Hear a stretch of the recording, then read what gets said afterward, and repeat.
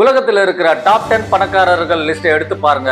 அதுல ஒருத்தர் கார் விற்பாரு, இன்னொருத்தர் சாப்ட்வேர் விற்பாரு, இன்னொருத்தர் ஆன்லைன்ல பொருட்களை விற்பாரு. ஆனா ஒருத்தர் மட்டும் இது எதுவுமே விற்காம வெறும் முதலீடு மட்டும் செஞ்சு, அதாவது இன்வெஸ்ட்மெண்ட் மட்டுமே பண்ணி கடந்த பல வருடமா அவரு இந்த டாப் 10 உலக பணக்காரர் லிஸ்ட்ல இருக்காரு. அவர் தான் இந்த முதலீட்டு உலகின் கடவுள் என்று சொல்லப்படும் வாரன் பஃபட். யார் இந்த வாரன் பஃபட்? இந்த கேள்வியோட வாங்க வீடியோக்குள்ள போலாம். ஹாய் ஃப்ரெண்ட்ஸ், நாம இன்னைக்கு யாரை பத்தி பார்க்க போறோம்னா, உலகத்துல இருக்கிற அனைத்து இன்வெஸ்டருக்கும் ஒரு இன்ஸ்பிரேஷனா இருக்கிற வாரன் பஃபட்டை பத்தி தான், அவரோட வாழ்க்கையில் நடந்த த்ரில்லிங்கான விஷயங்களும் அவர் சொன்ன முதலீட்டு ரகசியங்களை பத்தி தான் நம்ம இந்த வீடியோல பார்க்க போறோம். அதுக்கு முன்னாடி நமது வேலவன் இன்ஃபோ விளாக் சேனல்ல வேலவன் இன்ஃபோ ஹப் அப்படின்ற மாத்திருக்கோம். எதுக்குன்னா அது ஒரு ப்ரொஃபஷனலா இருக்கணும்ன்றதுக்கோசம் தான் நேம் சேஞ்ச் பண்ணிருக்கோம். அதர்வைஸ் இந்த சேனல் வந்து அப்படியே கண்டினியூஸா போயிட்டு இருக்கும். புதுசா வீடியோ பாக்குறவங்க நம்ம வேலவன் இன்ஃபோ ஹப் சேனலை சப்ஸ்கிரைப் பண்ணிட்டு வீடியோ பாருங்க. வாங்க வீடியோக்குள்ள போலாம்.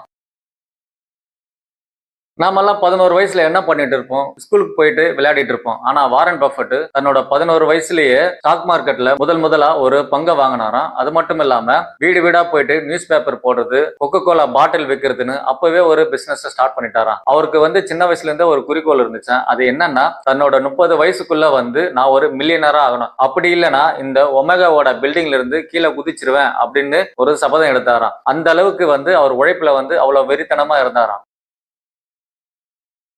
வாரன் பஃபட் வந்து இவ்வளவு பெரிய பணக்காரரா இருக்கிறதுக்கு முக்கிய காரணம் வந்து கூட்டு வட்டி, அதாவது பவர் ஆஃப் காம்பவுண்டிங். அவரோட மொத்த சொத்துல 90% வந்து அவரோட 65 வயசுக்கு அப்புறம் தான் கிடைச்சது. தெரியுமா உங்களுக்கு? இதுல இருந்து நம்ம கத்துக்க வேண்டிய விஷயம் என்னன்னா, பொறுமையா இருக்கிறது. அதாவது ஒரு செடியை இன்னைக்கு நட்டு நாளைக்கே உங்களுக்கு அதுல பழம் காய்க்கணும்னா கிடைக்காது. அது மரமா வளர்ந்து பழம் கொடுக்கிற வரைக்கும் நம்ம வெயிட் பண்ணணும். இதை தான் வாரன் பஃபட் பல வருஷமா செஞ்சுட்டு வந்தாரு. ஃப்ரெண்ட்ஸ், உலகத்துல இருக்கிற ஒரு பெரிய கோடீஸ்வரர் அவர் எப்பவோ வாங்கின ஒரு பழைய வீட்டுல தான் இன்னுமா வாழ்றாரு சொன்னா உங்களால நம்ப முடியுதா? ஆமாங்க, வாரன் பஃபட் 1958 வாங்கின ஒரு பழைய வீட்டுல தான் இன்னுமா வாழ்ந்துட்டு இருக்காரு. ஒரு பழைய காரை தான் இன்னுமா ஓட்டிட்டு இருக்காரு. அவருக்கு காலையில டிஃபன் வந்து மெக்டொனால்ட்ஸ்ல வந்து $3, அதாவது இந்திய ரூபாய் மதிப்புல 250 ரூபாய்க்கு சாப்பிட்டுட்டு போயிடுவாராம். கையில காசு இருக்கிறது முக்கியம் இல்லைங்க, அந்த காசை நம்ம எப்படி தக்க வச்சுக்கிறோன்றது தான் முக்கியம். அதை இந்த வாரன் பஃபட் கிட்ட இருந்து தான் நம்ம கத்துக்கணும். அதனாலதான் இந்த வாரன் பஃபட்டை பத்தி இந்த வீடியோல நான் வந்து உங்ககிட்ட பேசுறேன்.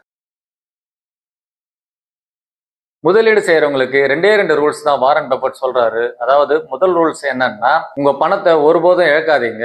2வது ரூல்ஸ் என்னன்னா, முதல் ரூல்ஸை எப்பவும் மறக்காதீங்க. அதாவது உங்களுக்கு தெரியாத பிசினஸ்ல போயிட்டு உங்க பணத்தை போட்டு நஷ்டமாகாதீங்க. உங்களுக்கு தெரிஞ்ச புரிஞ்ச ஷேரை போயிட்டு வாங்கிட்டு அதுல இன்வெஸ்ட்மெண்ட் பண்ணுங்க அப்படின்னு வாரன் பஃபட் சொல்றாரு.